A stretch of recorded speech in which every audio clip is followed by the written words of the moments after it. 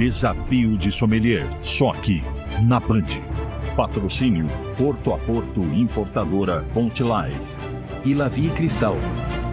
Oferecimento Novo Soul Festival, o seu clube de experiências. Você está na final. Quando ele falou, veio o que veio. Foi uma risada, nervosismo, uma coisa estranha ali, né? Você está na final. Da hora que ele brindou, eu falei, cara, não acredito. Rosa, você está na final do Desafio Sul Brasileiro de Sommeliers. Obrigada. Foi muito bom. Seja muito bem-vindo ao primeiro reality de sommeliers do Brasil.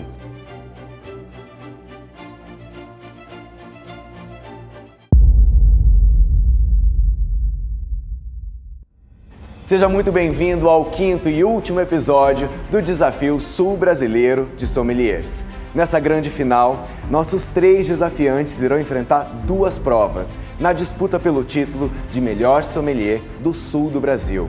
Lembrando que o segundo e terceiro colocado irão receber como prêmio um kit de vinhos selecionados da Porto a Porto e o primeiro lugar vai ganhar uma experiência incrível na região de Mendoza, na Argentina, com direito acompanhante. Muito chique, né? E a grande estrela dessa primeira prova é o espumante. Por isso, eu tenho uma convidada muito especial para compor o nosso corpo de júri. Ela é produtora de vinhos espumantes, Heloíse Meroli.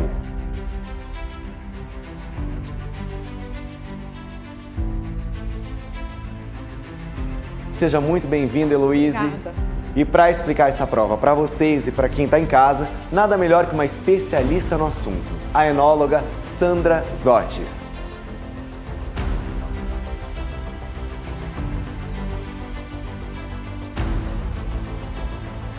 Espumante é um vinho que é sinônimo de boas-vindas, de comemoração.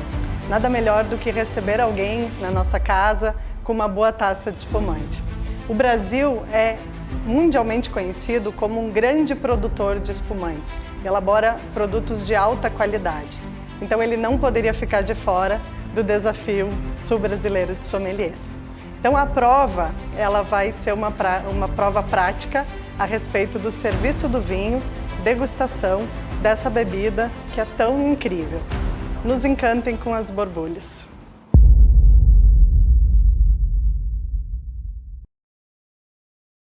Primeiro desafiante, João Vitor Franzoni.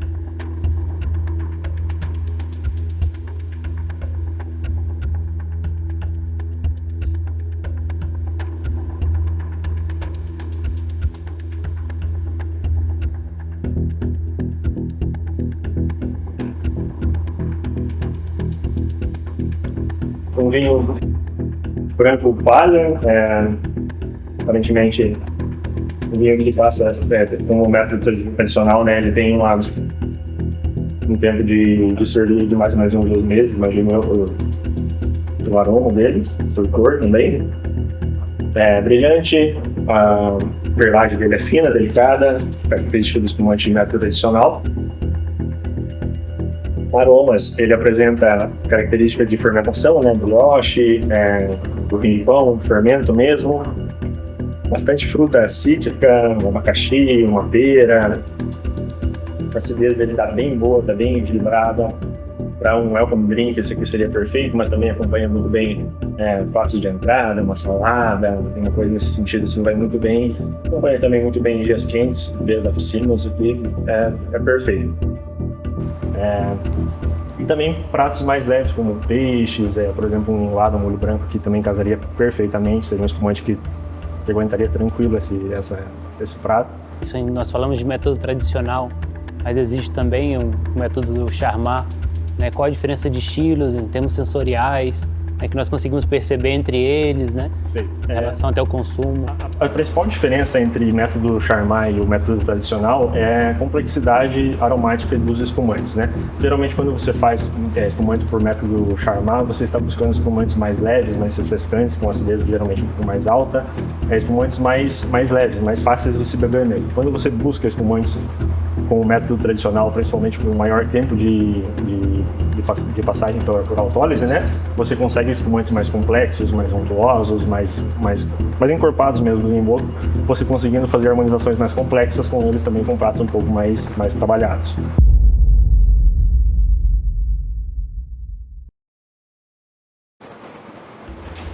Olá, tudo bem? Tudo bem. Eu vou abrir o espumante e fazer o serviço para vocês e depois eu vou falar um pouquinho sobre o produto.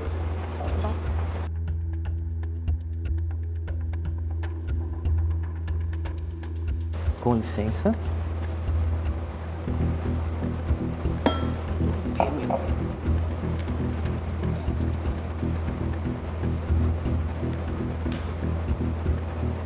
Então aqui nós temos um espumante elaborado pelo método tradicional. Ele possui 11,8 de graduação alcoólica. Produtor Viva la Vida, um produto que ele tem uma coloração amarelo palha. É um palha claro, não é tão intenso, né? Isso indica que é um produto que tem um tempo de autólise mínimo aí de 6 meses, podendo chegar até 12, 18. Aromas intensos, aqui a gente consegue sentir aromas de abacaxi, um toque de pêssego, me parece que tem alguns aromas tostados aqui, como por exemplo um avelã, nozes, algumas oleaginosas. Não vou arriscar dizer quanto tempo de autólise, mas provavelmente eu diria, né, se fosse aí chutar, uns 12 meses, porque ele já tem aqui alguns aromas de evolução. Em boca, é um espumante cremoso, aveludado, a gente sente essas frutas tropicais, frutas de caroço, a gente sente também o tostado e essa autólise que eu falei, ela se encontra aqui na taça. Então, um espumante cremoso e com uma coisa que é muito importante no espumante brasileiro, acidez, né? É um espumante que eu harmonizaria com uma tábua de frios, com risotos, massas, com molhos mais leves, à base de queijo, até mesmo um molho vermelho, por que não? Praia, piscina é uma pedida muito interessante, né? É um produto que tem um poder de guarda aí de mais uns 3, 4 anos, porque ele tem uma grande acidez, tem um bom volume de boca, né? E o fato dele ser elaborado pelo método tradicional também dá essa capacidade de evolução para ele. E além disso, falando em teor de açúcar, é uma coisa que as pessoas levam em consideração na hora de escolher o seu espumante. Como é que você escolhe um espumante na hora que você vai comprar em função do açúcar que você deseja? Isso. Hoje existem algumas formas, né, da gente selecionar o espumante através do açúcar. Até o último minuto, tá? Desculpa. Ah, tá. Que é dividido, por exemplo, entre Nature, Extra Brut, Brut, né, Demi-Sec e Moscatel. Então, assim, o Moscatel ele é mais doce, aí depois eu vou ter o Demi-Sec com um pouquinho mais de açúcar, até chegar no Nature que tem de 0 a 3 gramas de açúcar por litro, né? Então ali eu vou ter quase nada, ou 1, 2, ou até mesmo 0. Então, assim, Moscatel mais doce, aí tu vai subindo, Moscatel, aí depois eu vou ter um meio seco, um Brut, um Extra Brut, até chegar no Nature, e também existe o Surly, né, que ele é 0 açúcar.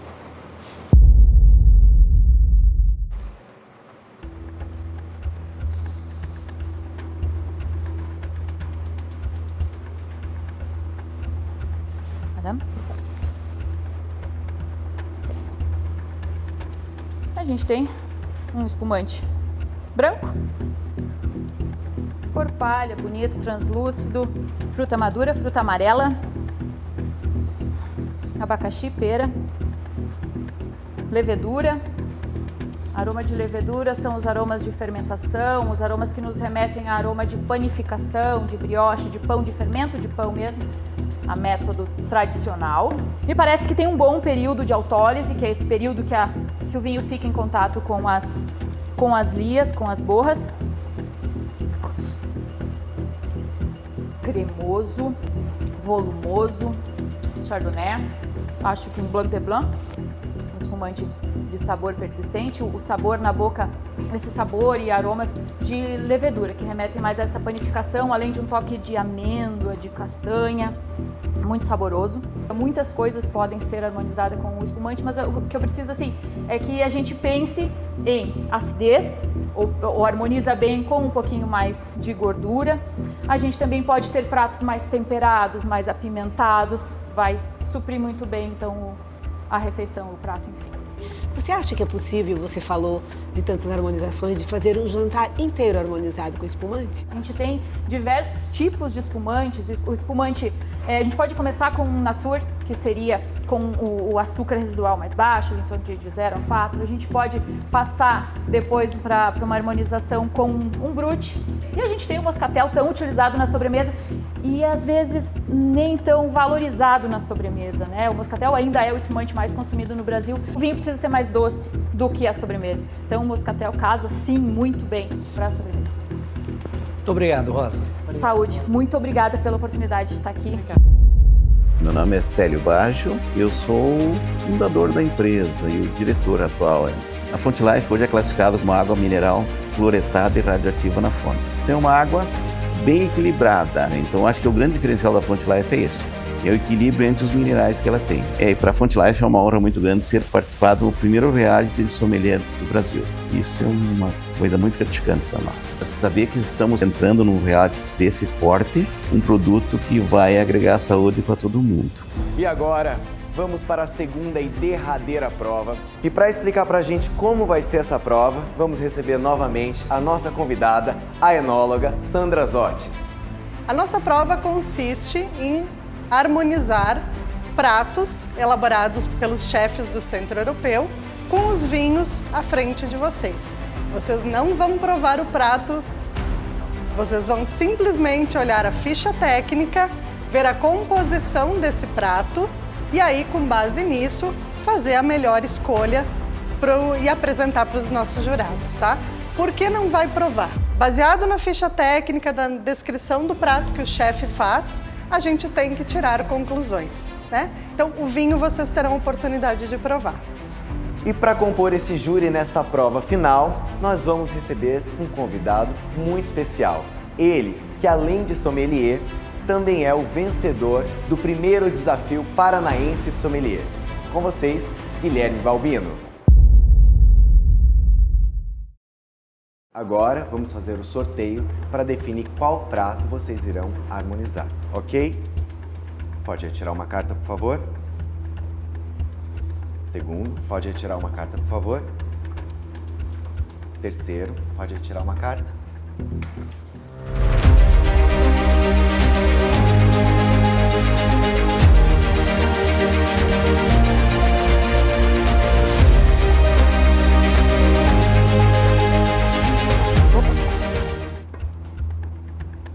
Entreveiro. A gente tem um vinho com uma boa acidez, branco. Vinho número 2, mais aromático. Uma excelente acidez também. Um bom corpo também na boca. Vinho número 3, um tinto com uma boa acidez, uma presença de tanino, fruta vermelha. Vinho número 4, uma uva mais madura, aromas de fruta mais madura, fruta cozida.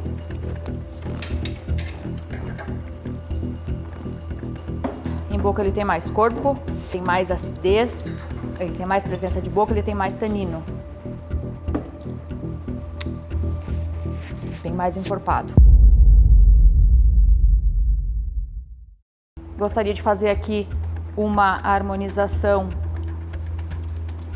por similaridade, com o vinho número 3, porque a gente tem um leve toque de pirazina que vai combinar com os pimentões, que tem o mesmo elemento químico. Nós temos uma excelente acidez no vinho 3, que vai contrapor aqui com a gordura da banha dessas carnes também, e do modo de cocção aqui, que foi algo mais inicialmente frito com o bacon, depois refogado. Então a gente cria o Maillard também, que tem que dá um certo umami, um certo dulçor no prato. A proteína, então esse tanino que a gente tem presente aqui, mas não é uma proteína carregada, pesada, intensa e tão complexa como uma carne de caça. Então escolhi o número 3 porque ele tem um corpo mais leve também, não é um prato tão complicado. Peço que testem a harmonização.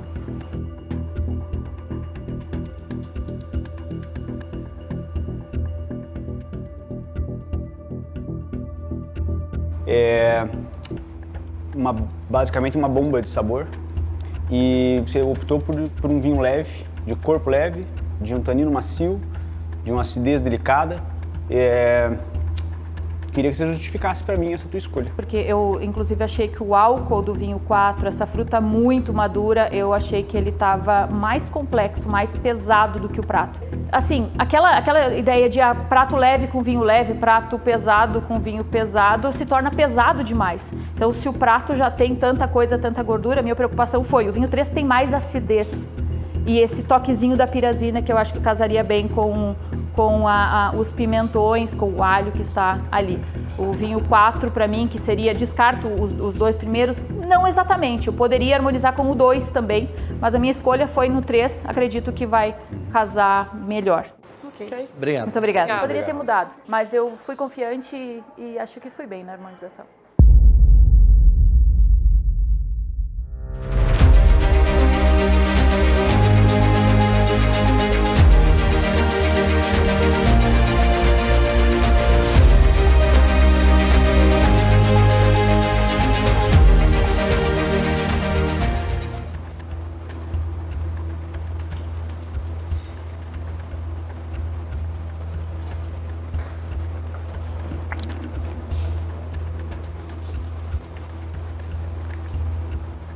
Primeiro vinho a gente tem um branco, corpo leve, bem refrescante, bastante acidez dele está bem alta. Aromas de frutas brancas ali, mais para frutas ácidas, né? Um abacaxi, uma pera, uma maçã verde, um pouquinho. É um vinho bem aromático, mas a acidez dele bem alta, bem refrescante. O segundo vinho a gente tem um vinho também com acidez bem elevada, mais um pouco mais de estrutura de corpo, aromas puxando um pouquinho mais para frutas um pouco mais amarelas, por exemplo, um pêssego, uma manga, alguma coisa nesse sentido, fruta um pouquinho mais doce. Terceiro vinho, a gente tem um vinho tinto leve, taninos macios, sedosos, um vinho também com bastante acidez, frutas vermelhas e uma passagem por barrica muito suave. No quarto vinho a gente tem um vinho mais potente, vinho com bastante fruta negra, uma fruta mais madura, né? Talvez até uma compota, alguma coisa nesse sentido. Uma passagem por barrica um pouquinho maior, a gente tem essa característica da barrica um pouco mais presente, até mesmo um pouquinho de chocolate de final de boca. Um vinho com bastante persistência.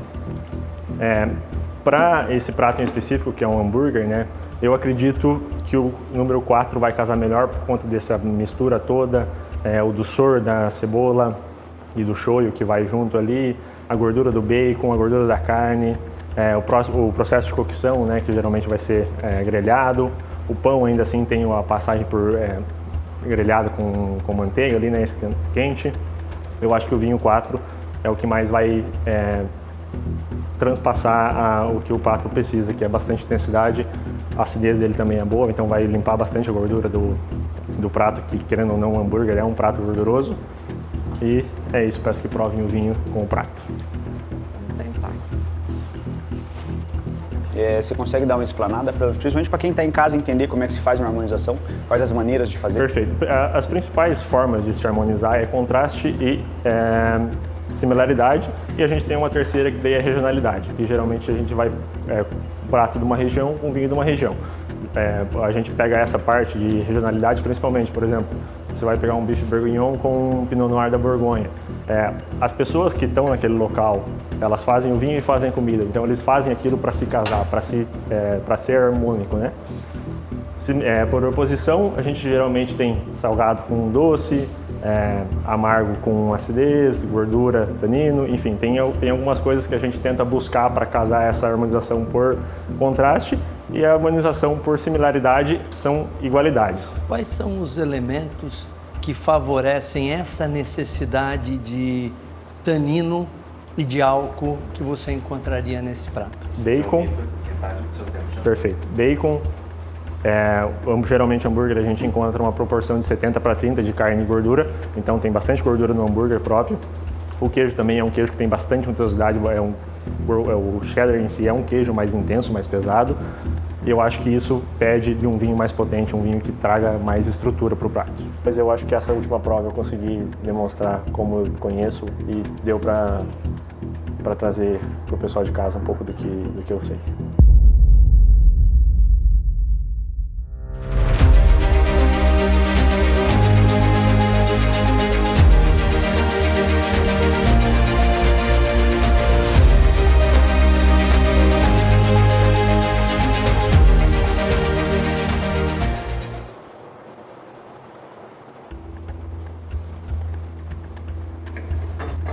Primeiro vinho, um vinho branco, uma boa intensidade, uma boa acidez, corpo leve a médio, uma boa persistência também.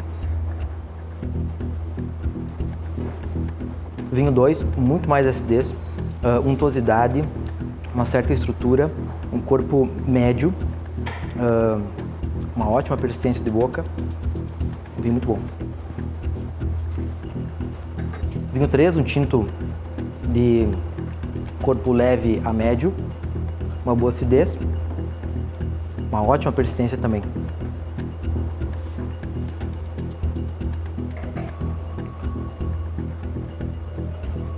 Vinho 4, um pouco mais potente, mais estruturado, mais tânico, volume de boca, estrutura, tanino. Minha opção, o vinho número 2. Temos aqui no prato, então,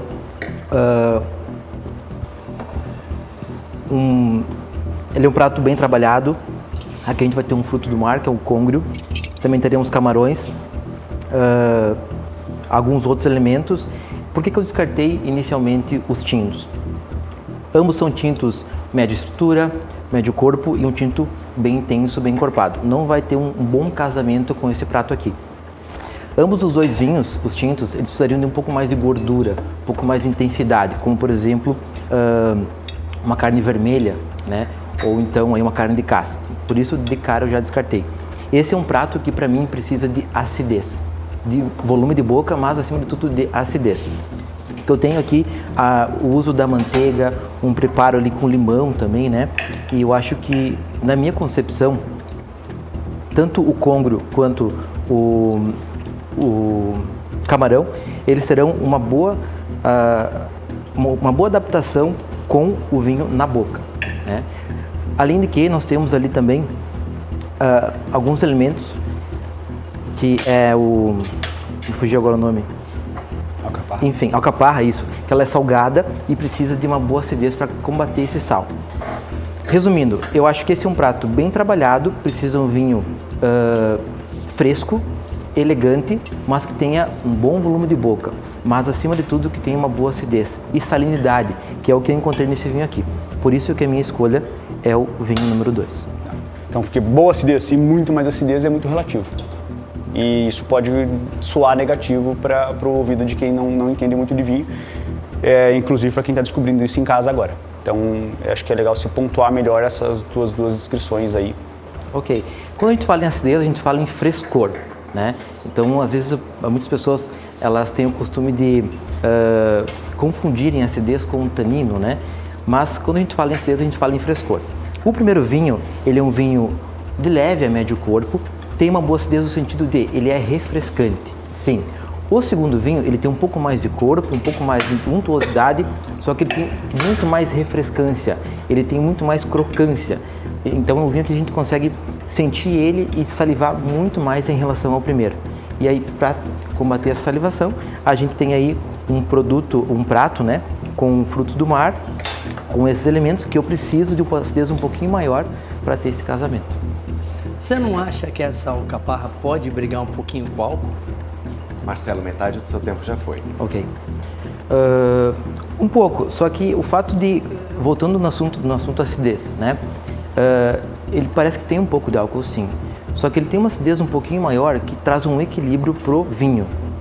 E, consequentemente, eu acredito que pro prato, claro que eu não tive a oportunidade de provar ainda, né? Eu acredito que pro prato ele vai ter aí um bom equilíbrio. Novamente eu falo, ele aparenta ter um teor alcoólico um pouco mais elevado, mas como ele tem um frescor, uma acidez um pouquinho mais elevada, ele vai acabar equilibrando álcool e acidez.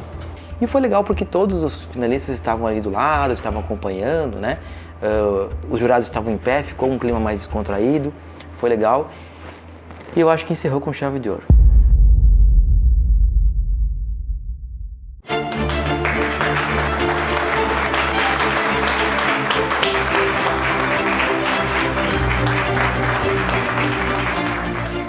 Vamos lá? Chegou a hora. E o terceiro lugar do Desafio Sul Brasileiro de Sommeliers é seu, Rosa Fattori.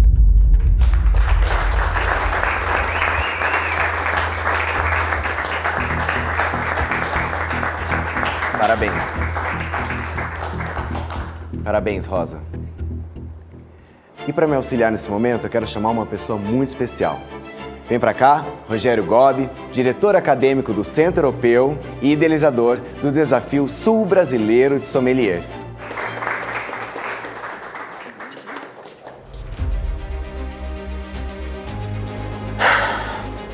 Um de vocês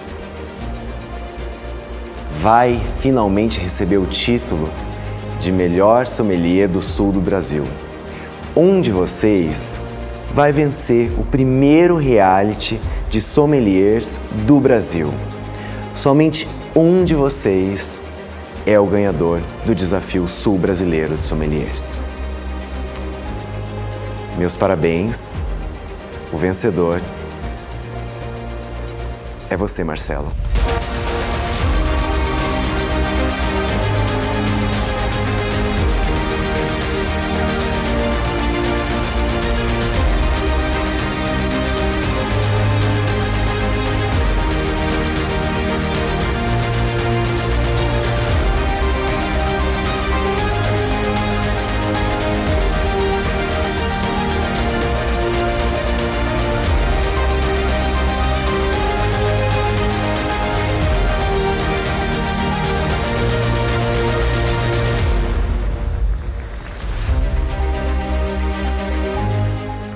E muito obrigado você aí de casa por todo o carinho e audiência no Desafio Sul Brasileiro de Sommeliers aqui na Band.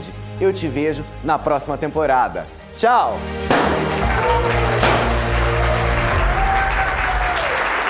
Viva!